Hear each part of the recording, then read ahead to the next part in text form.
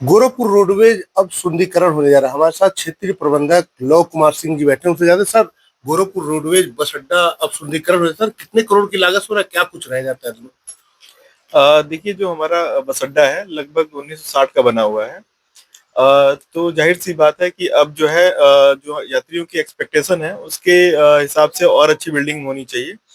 इसके लिए एक प्रस्ताव जो हमारा बस अड्डा है उसको रीडेवलप करने के लिए शासन में गया था, जिसमें शासन से अनुमति होने के उपरांत इसका टेंडर कराया गया था और टेंडर मुख्यालय स्तर से हुआ था, जिसमें एक कंपनी है जिसको टेंडर अलॉट हुआ है। महाराष्ट्र की ईगल इंफ्रा है, जिसको ये रीडेवलप करना है। इसका टोटल बजट लगभग 90 करोड़ के आसपास है, जो अनुमानित है। हालांकि जब अभी डिटेल प्लान आएगा तो उसमें और भी चीजें स्पष्ट होंगी। तो इसमें जो आलमबाग का जैसे हमारा बस अड्डा है उसमें यात्रियों की हर सुविधाओं को ध्यान में रखते हुए एसी वेटिंग हॉल और उसके बाद जो रेस्ट रूम्स हैं वो डेवलप किए गए हैं। उसमें एक जो डिजिटल डिस्प्ले है वो सारी चीजें हैं। जो यात्रियों की इंफॉर्मेशन से रिलेटेड हेल्प डेस्क बनाए गए हैं। तो इस तरह से पूरा एक कॉम्प्लेक्स डेवलप किया गया है, जिससे कि यात्रियों को एक ही छत के नीचे सारी चीजें कहीं और भी जाना ना पड़े, इस हिसाब से डेवलप किया गया है। तो सिमिलर पैटर्न पे भी ये यहाँ भी डेवलप किया जाना है, ताकि जो है यात्री जो आए उनको सीमलेस एक जो है व्यवस्था मिले, जहाँ उनको अलग अलग ब्लॉक्स में ना जाना पड़े, एक सिंगल ब्लॉक में सारी सुविधाएं मिल जाएं। सर, अगर बात करें गोरखपुर रेलवे रेलवे स्टेशन को, उसको भी लगभग 500 करोड़ से ऊपर के उसको सुंदरीकरण किया जा रहा है, काम भी चला पड़ा थे। तो गोरखपुर रेलवे स्टेशन और रोडवेज की कनेक्टिविटी की जाएगी, जैसे जो यात्री अगर उतरे तो यहाँ जाना चाहे सर, बेहतर और बेहतर यात्रियों के लिए कितना बेहतर होगा, कितना लाभ मिलेगा उनको? यात्रियों के लिए तो बहुत ही अच्छा होगा, क्योंकि हमारा जो लगभग 50% यात्री जो हमारे महाराजगंज, देवरिया, पडरौना के आते हैं, वो रेलवे स्टेशन से ही आते हैं। इसमें अगर एक कनेक्टिविटी स्टेब्लिश हो जाती है, जो रेलवे से सीधे रोडवेज के लिए हो जाता है, वो किसी भी माध्यम से हो, जैसे कि अगर उसको एलिवेटेड एक ब्रिज बना के किया जाए, तो उससे बेशक जो है हमारे जो यात्री हैं वो सीधे रेलवे स्टेशन से हमारे रोडवेज पे आ सकते हैं। और उनकी जो जैसे अभी क्योंकि रोड्स पे भी काफी ट्रैफिक रहती है, तो उसमें उसमें फंसना नहीं पड़ेगा और एक अच्छी कनेक्टिविटी स्थापित हो जाएगी दोनों जगह के बीच में। और रेलवे स्टेशन से रोडवेज की दूरी भी बहुत ज्यादा नहीं है, तो उसको किया जाना संभव है। अच्छा सर, अगर रोडवेज बस अड्डे की बात करें सर, कितने एकड़ में है, और सर कितना, कब से इसका काम शुरू होगा, और सर कब तक इसका शुरू होने की उम्मीद है? जो हमारा प्रपोज्ड प्लान है वो हमारा रोडवेज तो 3.5 एकड़ में अभी जो प्रपोज्ड है वो प्लान है। हालांकि कैंपस हमारा 5.5 एकड़ का है, कुछ ओपन रहेगा।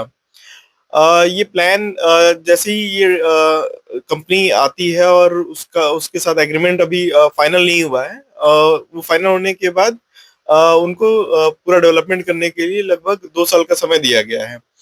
तो विद इन 2 इयर्स में उनको डेवलप करना है। और जहां तक अभी कंस्ट्रक्शन की बात है, तो जहां भी और भी बस अड्डे बन रहे हैं उसमें काफी स्पीड से डेवलपमेंट हो रहा है, तो उम्मीद है कि विद इन 2 इयर्स वो में रीडेवलप कर लेंगे। तो सर, अगर बात करें गोरखपुर जैसे और जगह के बस अड्डे, कुछ खास होगा, कुछ अलग होगा, सीएम के शहर का बस अड्डा है ऐसे में सर? ये तो अभी चूंकि अभी एग्रीमेंट साइन नहीं हुआ है, तो एग्रीमेंट साइन होने के बाद ही जो डिटेल प्लान होगा वो कंपनी के साथ डिस्कस होगा, उसके बाद ही चीजें और भी क्लियर हो पाएंगी। अभी तो जो बजट है वो अनुमानित बजट के हिसाब से लगभग 90 करोड़ का है, तो 90 करोड़ इटसेल्फ बहुत अच्छा बजट है, इसमें सारी चीजें हम लोग डेवलप कर पाएंगे। अच्छा सर, एक लास्ट सवाल है कि जैसे गोरखपुर से लखनऊ और नोएडा के लिए यहाँ से बसें चलती हैं सर, आने वाले समय में इलेक्ट्रिक बसें भी चलने वाली हैं, सर उसकी सौगात भी उसके साथ मिलेगी क्या? जो इलेक्ट्रिक बसेस हैं उसका प्लान हम लोग का कुंभ के बाद से ही अलॉटेड है। अभी उसमें क्या है कि अभी इसका चार्जिंग स्टेशन हमारा रेडी हो रहा है, और लगभग उसको 2 से 3 महीने लगेंगे फाइनल होने में।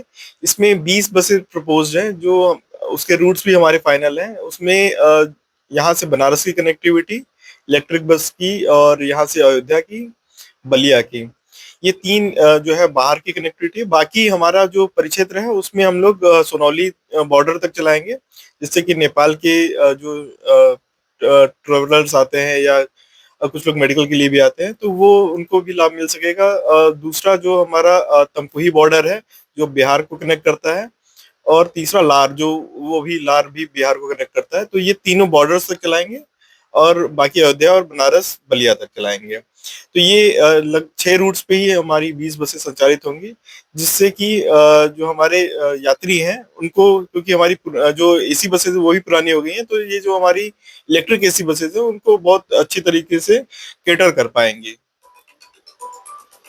ये हमारे साथ क्षेत्रीय प्रबंधक लव कुमार साहब का कहना है। जिस तरह रोडवेज बस अड्डे की अगर बात करें तो लगभग 90 करोड़ की लागत से इसको तैयार किया जाएगा और 2 साल में तैयार किया जाएगा। और इलेक्ट्रिक बसों की बात करें तो इलेक्ट्रिक बसें भी आने वाले समय में कुछ दिन बाद चलने लगेंगी, जिससे यात्रियों को बेहतर से बेहतर सुविधा मिलेगी। अजीत सिंह, न्यूज़ 24, गोरखपुर।